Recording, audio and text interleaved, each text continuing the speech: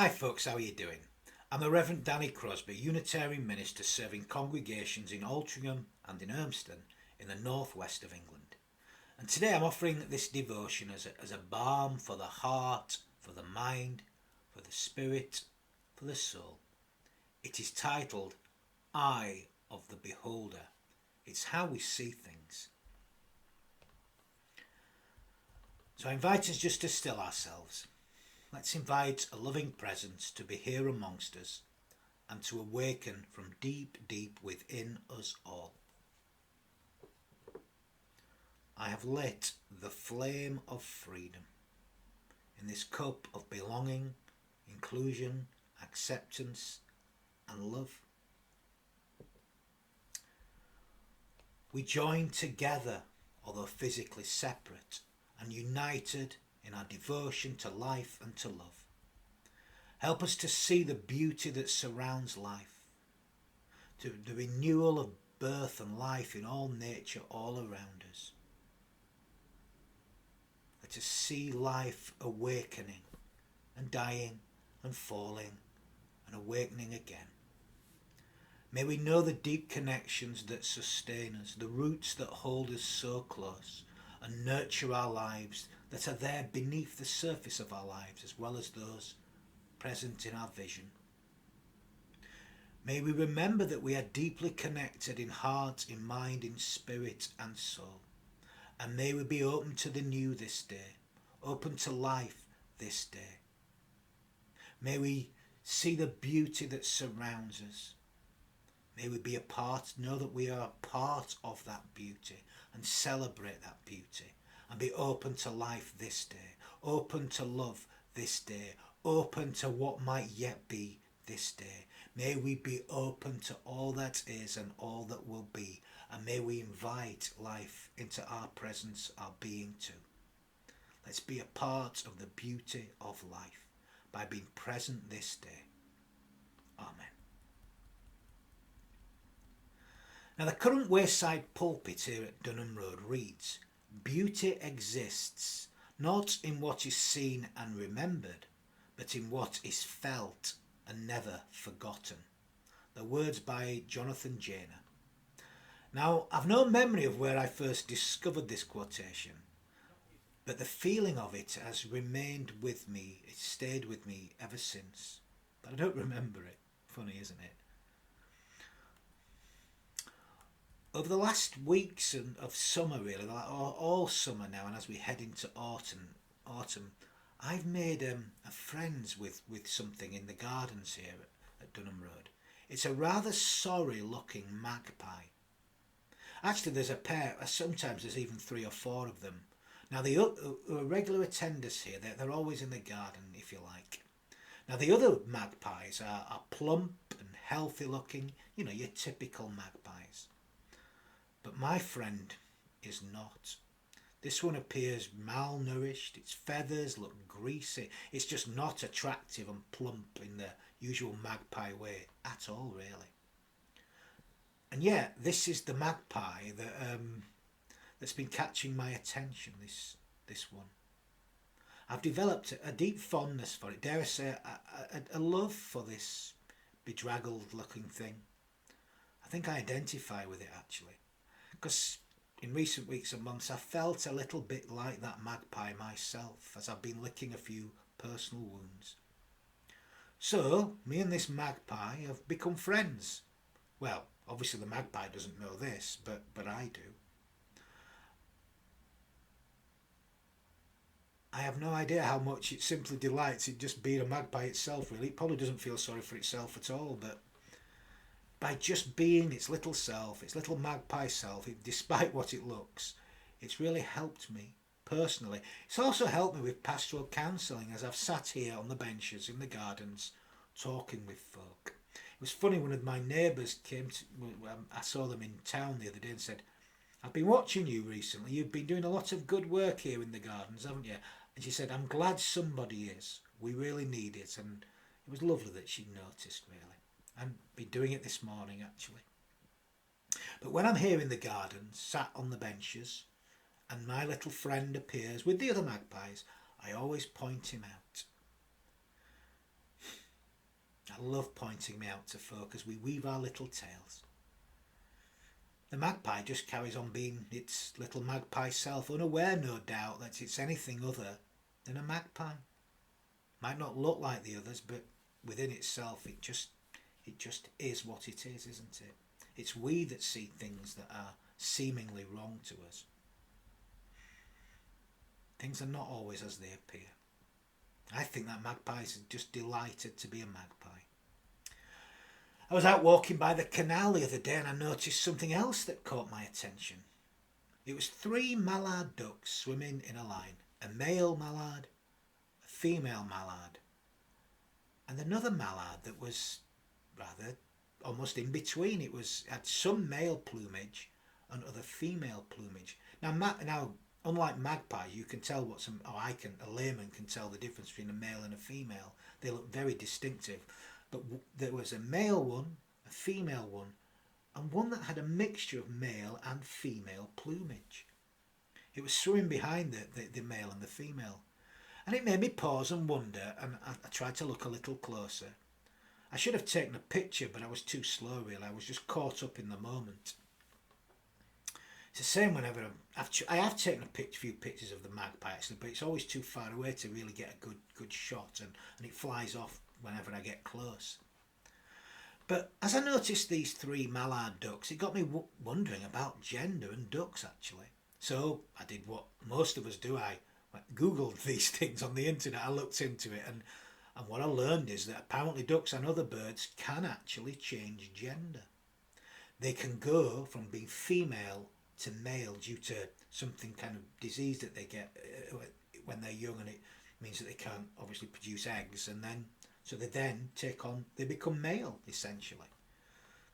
They transform from female to male over time. And I suppose that must have been what was happening to this 3rd mallard duck in a row on the canal. Isn't it funny what you see from time to time, what your vision can open up to in life? Things in life are not always as they appear on the surface. Once you see something for the first time, it's never quite the same again. You can't go back to that ignorant state, that place of pure ignorance. You just can't go back. You can deny it, but you can't unsee what's been seen. And I think there's always something humbling in so doing. It can open us up to new experiences and perhaps clearer vision of life. It can awaken us to new possibilities. And that's what's been happening to me these last weeks and months. I've been humbled quite a lot actually. And I do hope, in fact I know, that it's opening me up to new vision, to new possibility that will enable me to be a better service to those around me in the life I share. You see, new vision, new sight can awaken us to new possibility. As that great mystic of medieval times, Meister Eckhart, once said, "There is power in sight which is superior to the eyes set in the head and more far-reaching than the heavens and the earth." There is power in sight.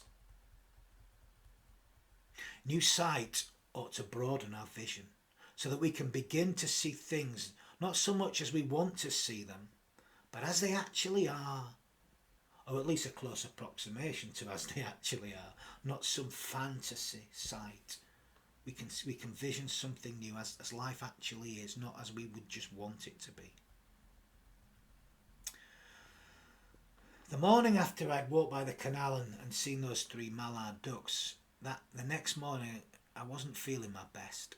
My mood was quite low. I was deeply self-conscious. I was very much in myself, and I was feeling quite vulnerable and exposed to life. So I was kind of wanting to go into my shell, kind of wanting to keep the world out, if you like. But as I always do, I went to the gym, but I did not perform my best that day. I felt tired. My body was not as it can be.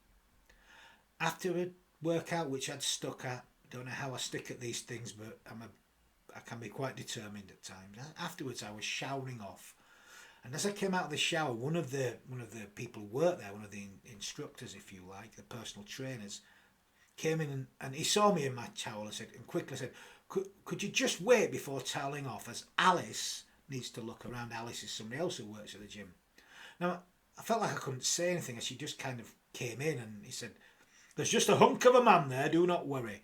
And I remember I felt really quite self-conscious about him saying that, and I made a joke and I started laughing. He said, "Don't laugh, don't let anyone tell you that you're anything less than that." And then they kind of looked round the changing rooms for just checking things were working, I suppose, and they left. And I got dressed and I headed for chapel, but I felt even more self-conscious now. I felt quite lost in myself, quite kind of vulnerable and exposed to the world, and I didn't like the way I felt. As I walked through Altrincham, I bumped into a couple of friends, and one was sat having coffee, and he offered me a coffee, and we talked. We sat and we talked. I told him what was going on and how I was feeling, and we shared together. In fact, it was really strange that day. Lots of people came to talk to me, and for once I did most of the talking, not the listening. Doesn't happen very often, that. Certainly not in my profession, you see. We're here to listen.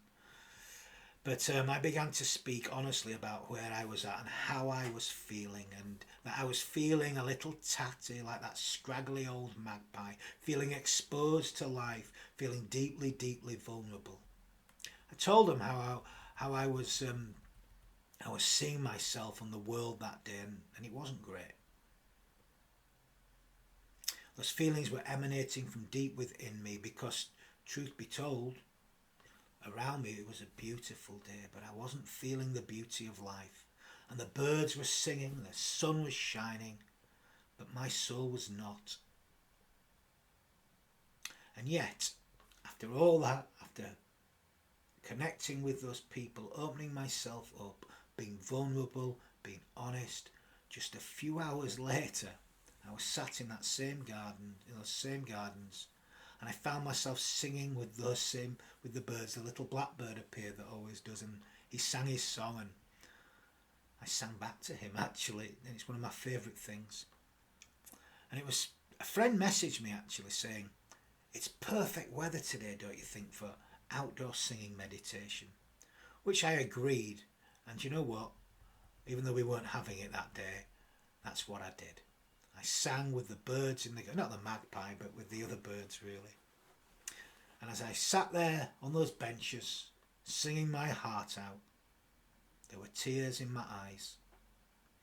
They were needed tears. They were tears that opened my eyes. They opened my soul. They opened me to something new. They opened my eyes as opposed to a new vision, a clearer vision. Something was washed away that day. I felt new again.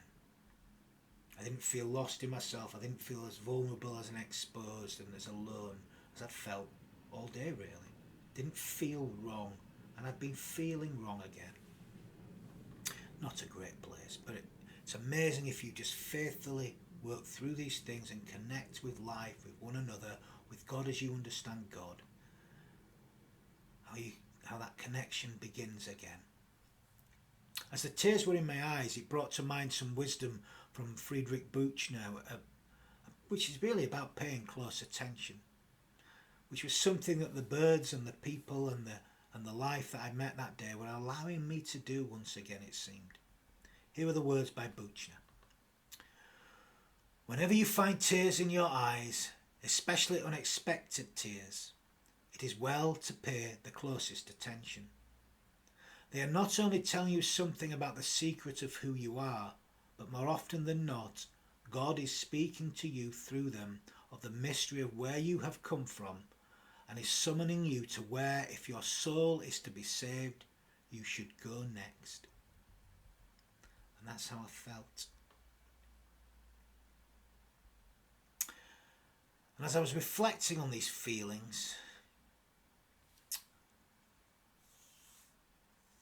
I also began to form thoughts about vision, about how we see things, about how we see ourselves, how we see life, how we see the spiritual life, if you like, how we might see God, how we see one another, how we see everything really. I thought to myself, do we ever see reality as reality actually is? Or is what we see in reality more to do with the condition of our own souls, really?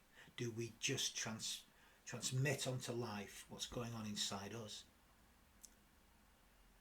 The last 18 months that we've been living through this pandemic has brought this more sharply into focus for me. Diversity and life exists on a far more complex spectrum, perhaps than we can ever imagine. Perhaps life's not even... People talk about spectrums, don't they, in life now? And I think it's far more complex than that. Humanity certainly is. Maybe it's more of a kaleidoscope, you know, those kaleidoscopes with the moving things moving around, more than just a mere spectrum. Maybe it's constantly moving and changing and transforming. It's far more complex than any of us could ever imagine, really. Perhaps we don't. It's something we can't envisage at all. Maybe it's more something that perhaps occasionally we might just envision. Because to envisage something still limited by the scope of our own minds, I think, and things are beyond that. If I've learned anything, I've learned that. Got me thinking about the eyes, actually, and how we see life, and the state of what we see, and the state of our own being as we see things, what we see through these, what they say are the windows to our souls, really. But they're not just the windows to just our souls, they're the windows to the soul of life too, to what life is. It's a two-way thing, isn't it, really? Life looks into us through our eyes, and we look at life through them too. They say that our eyes reveal our personalities. I always remember an old friend of mine who, when asking how I was, would always look intently into my eyes. I didn't like it. I found it disturbing, deeply uncomfortable. But I kind of understand why he did it today. He wanted to actually see how I was, not just ask and hear my words. He actually wanted to look into my soul and through my eyes, really. He wanted to see so that he could believe. They say seeing is believing. He wanted to look into my soul to see how I truly was, not how I said I was. So often we can hide how we really... Sometimes we don't bloody know anyway, to be honest. How often I'm ignorant of my own experience. It's not that I deny what's going on, I just don't see it. I'm more deluded than in denial, really. When I see the truth, I can admit it, but sometimes we don't see what's really going on. It takes deeper connection with the life outside so we can connect to what's deeper within us to see what's actually really going on. That can take time. It's a curious phrase, isn't it? The eyes, though, are the windows to your soul. Like, it's typical of me. I thought I'd look it up and see what it's actually about. And it's interesting. People have many views about where this phrase originates from. Some say it comes from the Bible, and there are references that are similar to it, found within the Bible, although not the exact phrase. You'll find something that seems to connect to it, and maybe the phrase is birthed from these words in Luke's Gospel, chapter 7, verses 33 to 36. I'll just read the words, or the New Revised Standard Version translation of the words, should I say. No one, after lighting a lamp, puts it in a cellar or under a basket, but on a stand, so that those who enter may see the light. Your eye is the lamp of your body. When your eye is healthy, your whole body is full of light. But when it is bad, your body is full of darkness. Therefore be careful lest the light in you be darkness. If your whole body is full of light, having no part dark, it will be wholly bright, as when a lamp with its rays gives you light. So you can see there's some, perhaps, some of those ideas are there. But others have attributed its meaning from other sources, which may well be influenced by these words. William Shakespeare, Leonardo da Vinci, Ralph Waldo Emerson, Milton, even Paradise Lost. And others have said it's an old English folk phrase. But the true author of the actual phrase, I think, is the American sculptor, actually, Hiram Powers, who actually said the words. He said, "The eye is the window of the soul. The mouth, the door. The intellect, the will are seen in the eye. The emotions, sensibilities and affections in the mouth. The animals look for man's intention right into his eyes. Even a rat, when you hunt him and bring him to bay, looks you in the eye. The eyes are the windows of the soul. The eyes reveal who you truly are, your essence. So when I say soul, I mean the essence of our humanity, really. But whatever the exact origin of the phrase has been around in public consciousness for a long time. And why is this? Well, because the phrase reveals a deep truth about humanity. We can hide so much about ourselves behind 1,001 masks. But if you look into someone's eyes, you truly look into someone's eyes, you pay close attention, you will see the essence, you will see the soul of the person. But how rarely do we actually pay that kind of attention? Well, my friend does. Makes you uncomfortable, but I'm glad that they do. And of course, the state of our soul, our inner being, will impact on what we then see through our eyes in the world, what we project from our own vision into the world. For the eyes are also the window for our soul to vision the world. They're the windows of our soul, but they're the lens, if you like, through which we vision the world. It works both ways. And seems that people have kind of seen proof in this through experimentation. Researcher at Bro University in Sweden has suggested that there is real truth in this statement that the eyes are the windows of the soul. Researchers looked at patterns around the iris of the eyes of 428 subjects and compared them with their personality profiles that they'd put together. And they've claimed that certain patterns were consistent in individuals who had similar personality profiles. Matt Larson, a behavioural scientist at the university, stated that our results suggest people are different, with different iris features tend to develop along different personality lines. These findings support the notion that people with different iris configurations tend to develop along different trajectories in regards to personality. They've claimed that genetic mutations may be the reason that some people have poor social skills and act impulsively, and that this can be revealed through studying the pattern around the iris. So is that some kind of proof? I'm not sure really, because I'm not sure it really touches on the essence, but it's interesting. It's interesting to hear, and it's interesting that people want to look into this to try and make sense of what's going on with us. Psychologists at Yale University in America have suggested that we believe, even if we do so subconsciously, that our eyes truly are the windows of the soul.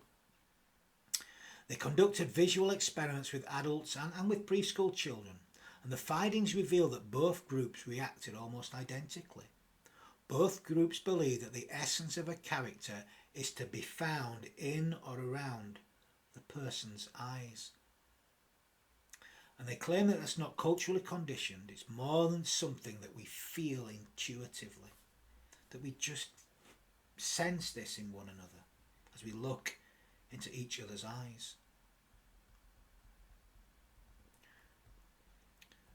Christina Starmans, who's at the Mind Development Lab at Yale University, claimed this. The indirect nature of our method and the fact that these judgments are shared by adults and preschoolers suggests that our results do not reflect a culturally learned understanding, but might instead be rooted in a more intuitive or phenomenological sense of where in our bodies we reside.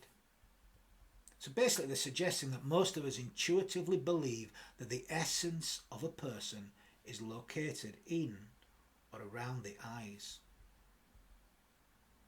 Could this be true? Well, it would appear that the way we act and respond to one another, according to, at least through this research, it does suggest that. Although I would suggest that actually it's not actually our eyes, but that our eyes, if we believe it, are the windows into what's there. I don't think they show what's there, but they can lead us. We can almost see within a person, or at least we think we can. That's how we live. And that's not just culturally learned, because small children do it too, before they've been socialised into doing it. Isn't that interesting? Well, we certainly seem to think so.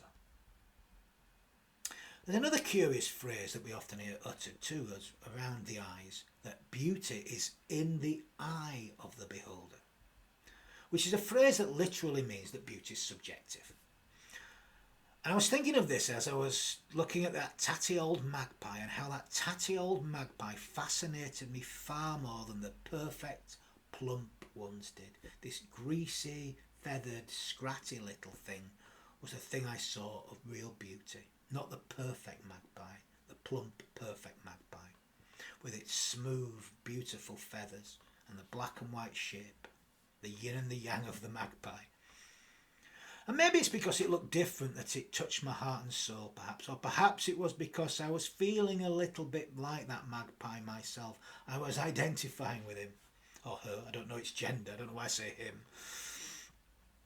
All I know is that for the last few weeks, that tatty old magpie has enchanted me, and it's lifted my spirits when I felt low.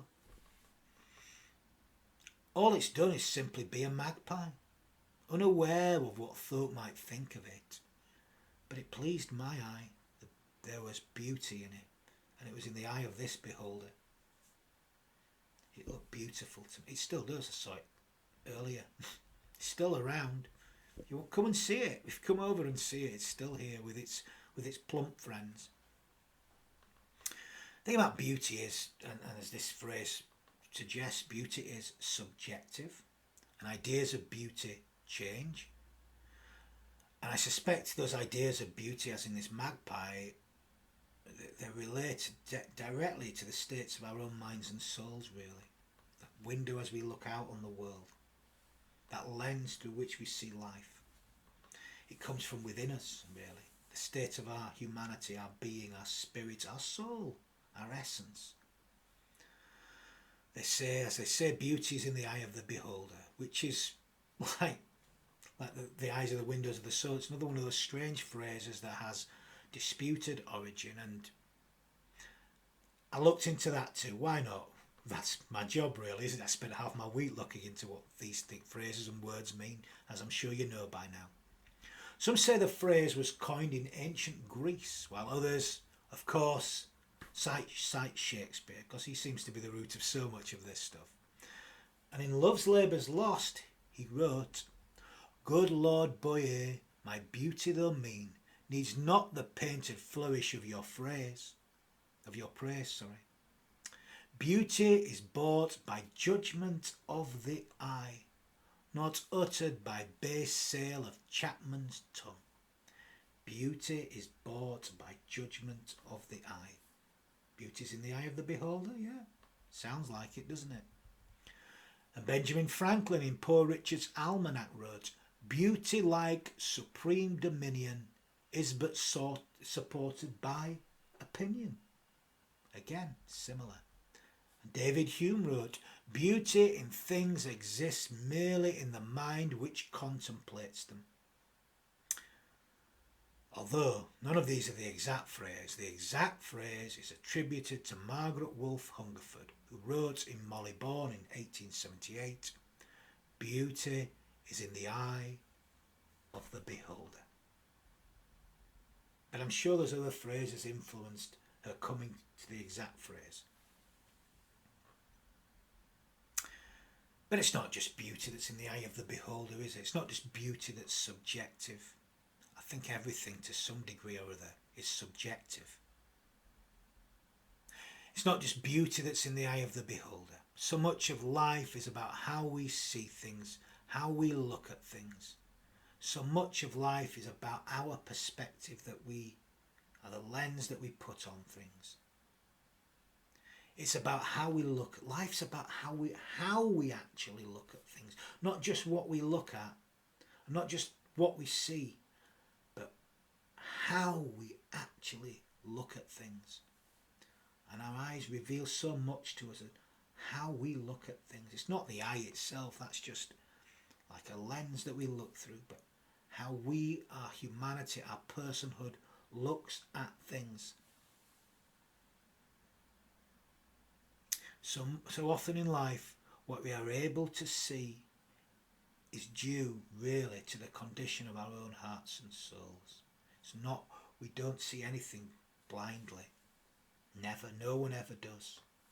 No one sees the words on a page exactly as they are. We take ourselves with us. We project who we are onto what we see and what we hear and how we are in life.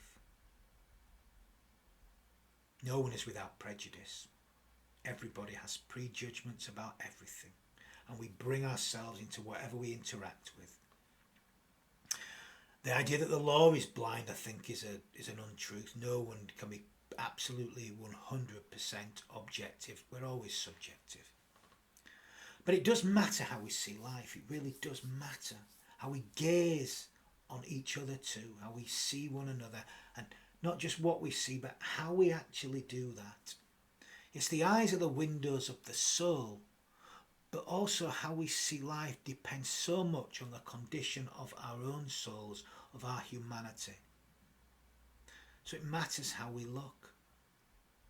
Not so much our appearance, when I say how we look, but how we vision life. When I say, people say, you look good, they don't mean that the way you're looking at things is good. It means that the way they see you is appealing, isn't it? But we need to look good, if you like. It matters how we look at things, how we vision things, the way that we do so. Do we vision things with beautiful eyes? Or through eyes that see only what is not so beautiful? Because it really matters. It makes such a difference. How we see the world matters, and how we respond perhaps matters even more. Life truly is in the eye of the beholder. How we see one another is absolutely vital. It really matters. It's vital. It's more than matters, isn't it? Let's try and look with open eyes. Let our souls be fed by life, and let our souls feed the lives of others too, in how we see them. How we see them. To look good. I don't mean that our appearance is beautiful, but how we vision life, to look good. Because the world needs us to look through loving eyes, compassionate eyes, eyes that are wide open and thus able to create a new and beautiful vision. Whatever that vision might be, we need to look good at the world, to see the world through loving eyes, through good eyes, through decent eyes, not through those slanted eyes that look with suspicion and anger and hate. For me, it begins by, how do I do that? Well, this magpie out here has been helping me. I'm going to keep opening my eyes for that scratty looking magpie. For that scratty looking magpie feeds my soul. And how does it do it? It's not worried about what it looks like or how the world sees it that much, really. It just gets on with its lovely little life being what it is. And that's what we need to do. Because deep down within us, there is a goodness. Deep down in the soul of all of us, I believe there is an original goodness, an original blessing. And our job is to bring that to life, to awaken that within ourselves and each other, and to look on the world through those kind of eyes and bring some love and compassion and blessing upon life, because our world needs it. Too often we're ruled by this idea that what we see is wrong. And if we start from this belief that something is wrong, then everything will be wrong. And that's no way to live. So let's look at the world through loving eyes. Amen.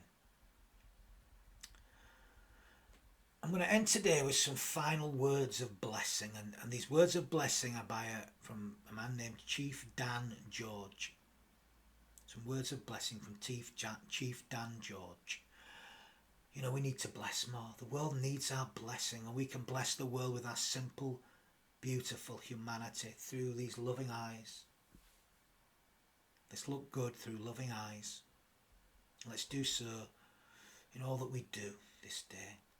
Let's join together in some final words of blessing. The beauty of the trees, the softness of the air, the fragrance of the grass speaks to me.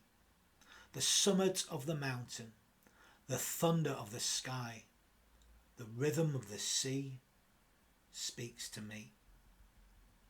The faintness of the stars, the freshness of the morning, the dewdrop on the flower speaks to me. The strength of the fire, the taste of salmon, the trail of the sun, and the life that never goes away. They speak to me, and my heart soars. May blessings be upon us all, and may the love of God go with us all, and may it do so in all that we think, in all that we feel, in all that we say, and in all that we do. Let's go in love and in peace. And let's look on the world through beautiful, loving, kind eyes, for it matters how we see the world. Let's look good at the world, because the world needs us to look good at it and bring that natural goodness to life. Amen.